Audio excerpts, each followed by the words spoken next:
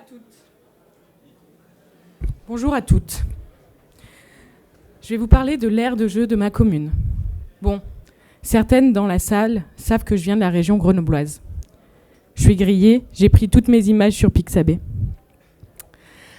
Cependant, j'ai quand même une aire de jeu chez moi.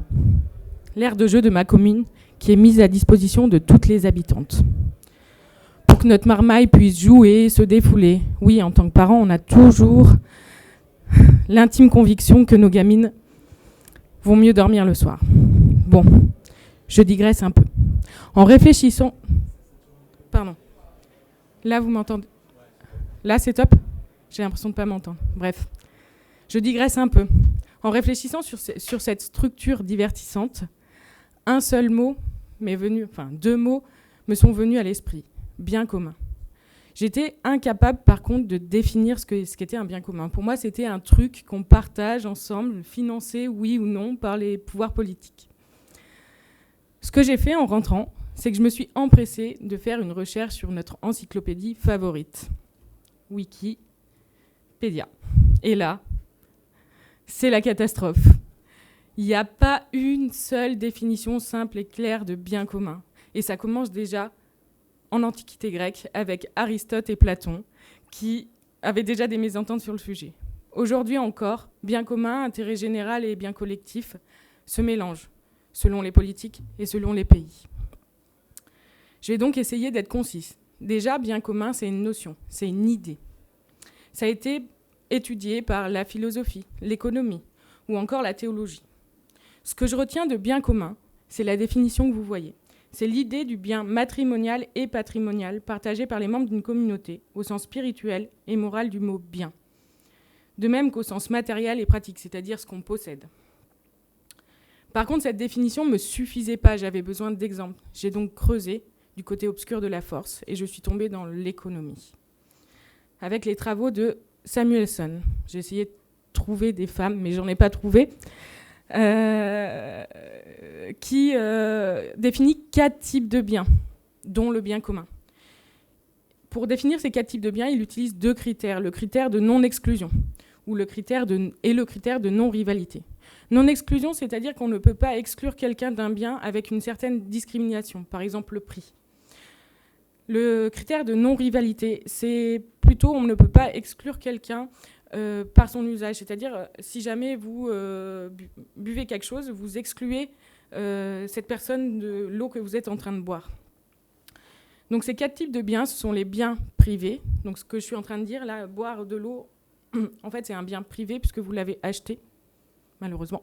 Vous l'avez acheté et vous le consommez. Donc la personne à côté de vous ne peut pas le consommer.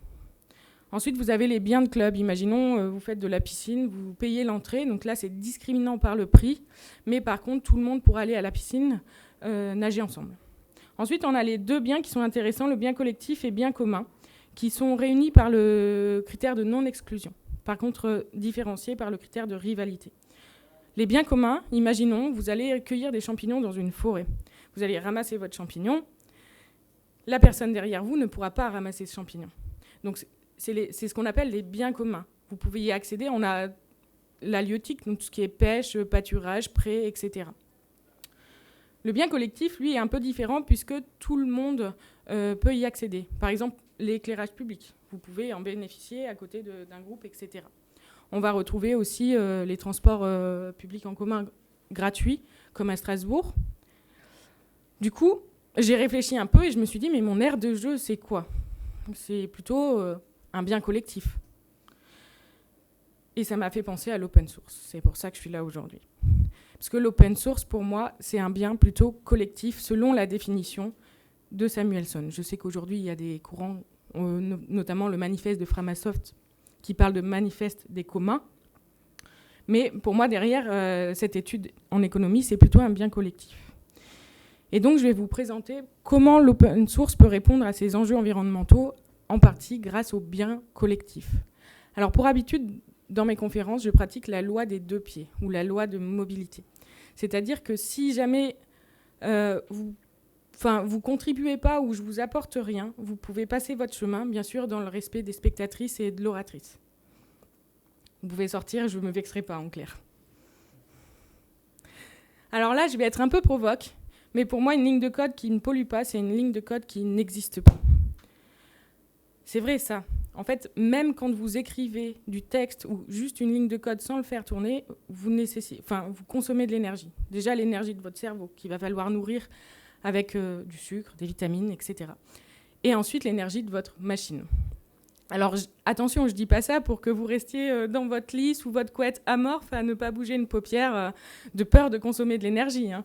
Je dis juste qu'il faut en avoir conscience pour bien coder, bien développer et être responsable. Et donc, je remercie Richard Hanna qui a appelé ça le numérique responsable parce que pour moi, c'est un mot qui fait sens, c'est-à-dire qu'on est tous responsables de nos actes. Voilà, donc je vais vous parler comment l'open source répond à ces enjeux grâce à ça. 450, c'est le nombre de kilogrammes équivalent CO2 pour la fabrication d'un ordinateur fixe et de son écran. La fabrication et la consommation. C'est l'équivalent de 882 repas végétariens. Bon, par contre, je vous déconseille de manger votre écran. C'est pas très... J'en profite aussi pour vous dire que ce que vous voyez à l'écran, en fait, ça vient de Datagir. C'est un ensemble d'applications open source qui est poussé par l'ADEME, donc, qui nous accompagne sur la transition écologique. Et donc voilà, vous pouvez calculer votre empreinte, etc. Donc vous l'aurez compris, cette fabrication d'un écran, ça coûte énormément. Et donc il faut faire durer notre matériel le plus longtemps possible. Et pour ça, il ne faut pas faire comme certains OS, dont je ne citerai pas le nom parce que je pense que tout le monde les connaît dans la salle, qui nous poussent à l'obsolescence du matériel. Merci Richard. Pour information, j'ai mis une petite phrase parce que dans le documentaire Prêt à jeter, donc c'est pour ça que c'est le titre de ma diapo, on trouvait déjà en 1928 qui nous poussait à un modèle économique de consommation. Un produit qui ne s'use pas est une tragédie pour les affaires. Donc déjà, à cette époque-là, on commençait à réfléchir comment on allait pousser l'obsolescence du matériel pour mieux vendre. Heureusement, en France, on a quand même des belles initiatives, et notamment, je pense à Emma Buntus, qui valorise au maximum les vieilles machines afin de les donner aux associations humanitaires. Là, on est dans le double, c'est-à-dire qu'on fait durer le matériel et en plus, on donne à des associations humanitaires. Donc là, on est vraiment en enjeux environnementaux et sociétaux. Donc vous l'aurez compris, il ne faut pas gaspiller. Et comme j'aime pas gaspiller et comme j'aime aussi les méthodologies, ça m'a fait penser au Lean. Le Lean, en anglais, ça veut dire maigre, dégraissé. C'est aussi une méthodologie en fait, de gestion de la production qui se concentre au plus juste. Là, on pourrait presque même dire au plus juste avec un J majuscule. Vous avez donc une grosse réflexion sur pas accumuler, pas surproduire, pas surstocker, etc. Vous avez même un 8e gaspillage qu'il faut éviter, qui est le gaspillage intellectuel. C'est-à-dire, par exemple, je sais pas, vous êtes responsable de projet, vous avez des capacités de gestion, on ne va pas vous faire changer une ampoule. Donc vous avez cette notion d'optimisation de vos ressources intellectuelles. Ça fait un peu peur comme ça, mais voilà. Donc ça nous amène à nous poser les bonnes questions. Et pour ça, je reviens aussi sur des outils de méthodologie qui viennent du zéro déchet. Est-ce qu'il y a des gens qui connaissent la méthodologie BISOU dans la salle ? Ah, ça me fait plaisir. Donc en fait, BISOU, c'est 5 questions à se poser pour savoir si votre achat, c'est une folie compulsive dictée par les meilleures stratégies marketing ou si c'est un réel besoin. Et donc là, je vais me concentrer uniquement sur le S, car que je n'ai pas vraiment le temps.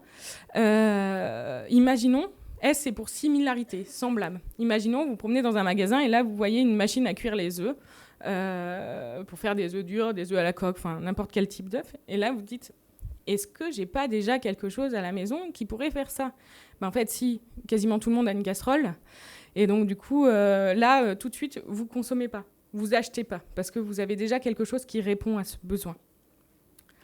Cette méthode est sans rappeler l'adaptation des 5 R que Richard Hanna propose, que j'ai vu là du LACT. Pareil, je passe, mais Richard est là, donc vous pourrez en discuter avec lui si vous voulez en savoir plus. Donc voilà, réduire, essayer de ne pas redévelopper des choses.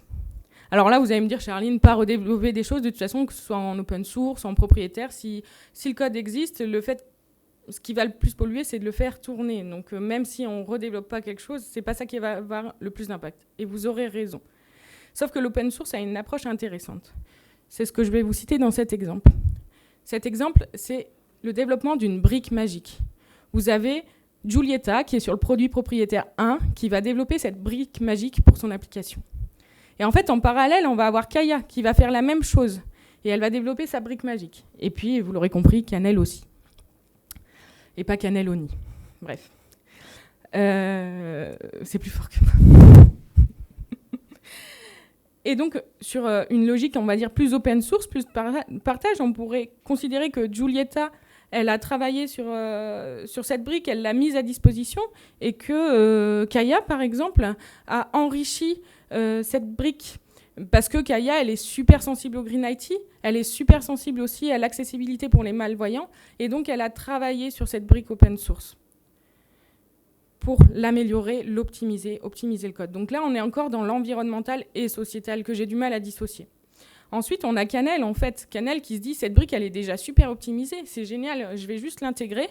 Et à côté, je vais passer plus de temps pour ma boîte, pour moi, afin de faire des tâches qui vont servir l'écologie, servir la cause des femmes, etc.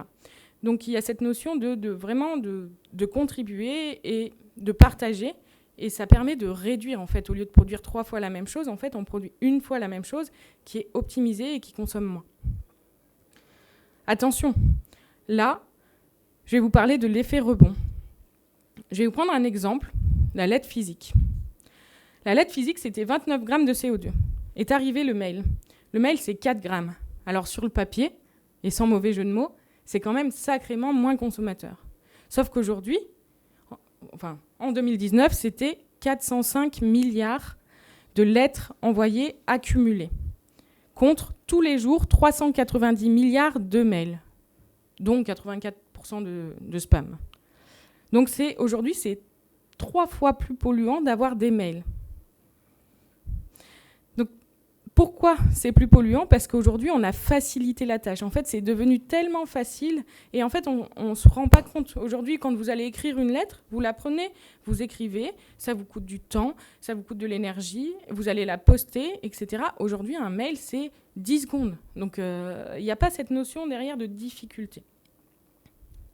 C'est donc important d'avoir en tête aussi, quand on code, de se re-questionner, de se dire, attention, si on rend trop facile, il ne faut pas non plus surpolluer.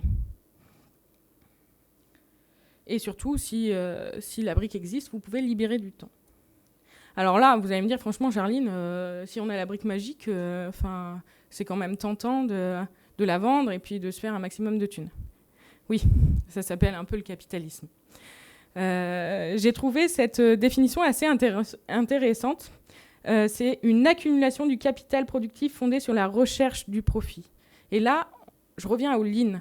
Là, on a accumulation. Pour moi, c'est contraire. C'est-à-dire qu'on accumule quelque chose alors qu'on devrait peut-être le redistribuer plus justement, au plus juste.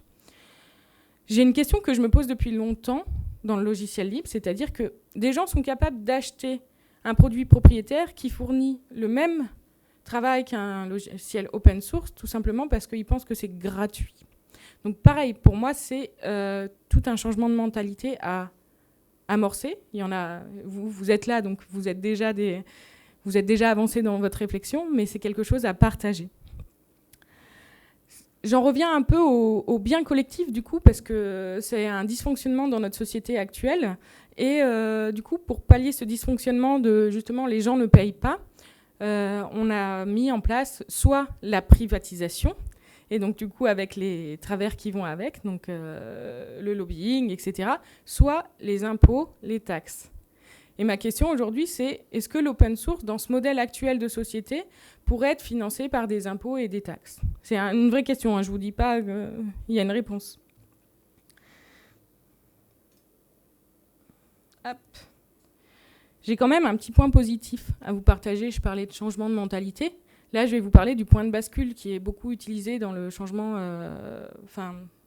suite aux événements climatiques qui ont eu lieu cet été, etc. Il y a beaucoup de gens qui sont mobilisés et qui ont travaillé sur justement le point de bascule.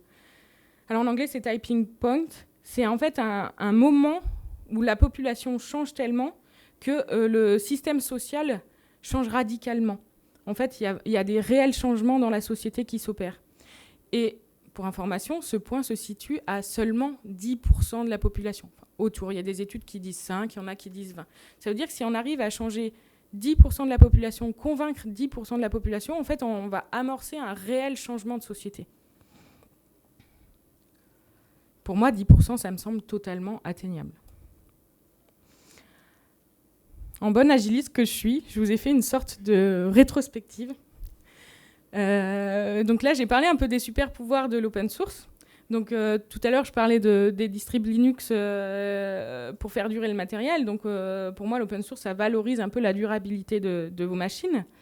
On a vu aussi tout à l'heure que si on mutualise nos développements, etc., on peut faire du code plus responsable, plus vertueux, plus green, plus accessible aux malvoyants, etc.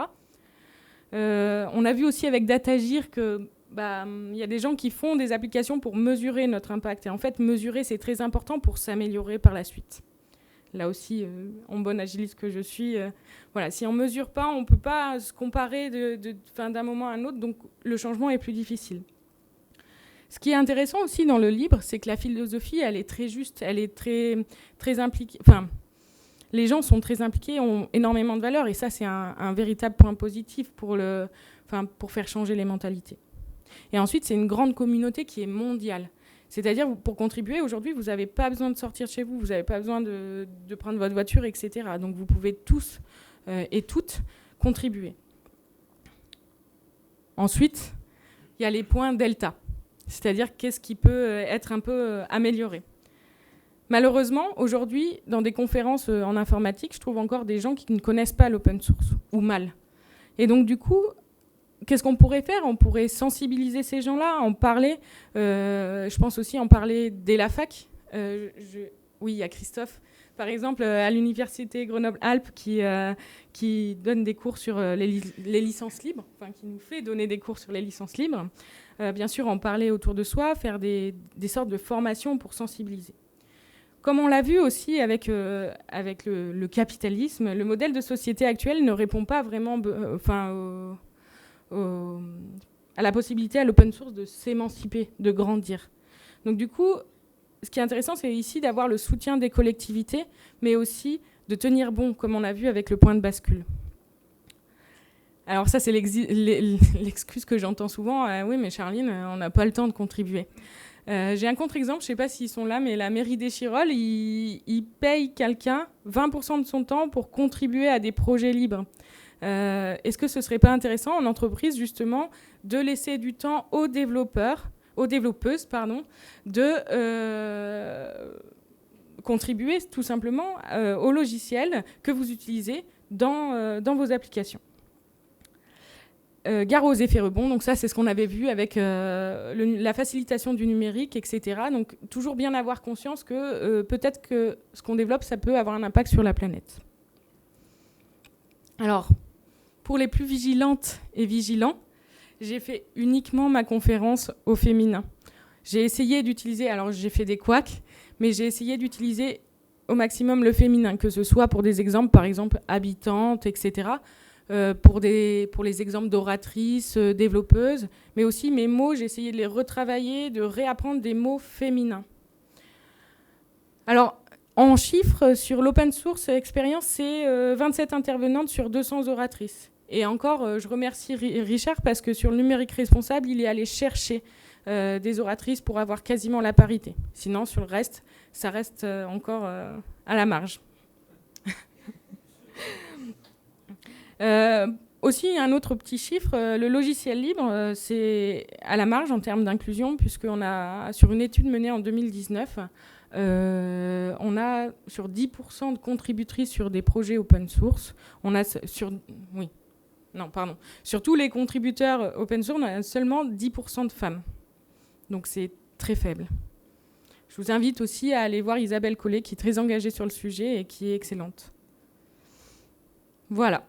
Je vous remercie. tous mes supports sont disponibles sur mon repo GitHub, c'est-à-dire mon texte plus les images, plus les sources, plus voilà. Et on est au stand Algou, on fait un produit 100% open source, et puis surtout on est des suricates et on est sympa. Donc si vous voulez passer un moment, discuter avec moi aussi sur ces sujets-là, je serais ravie. Et voilà, moi c'est Charline Rajad.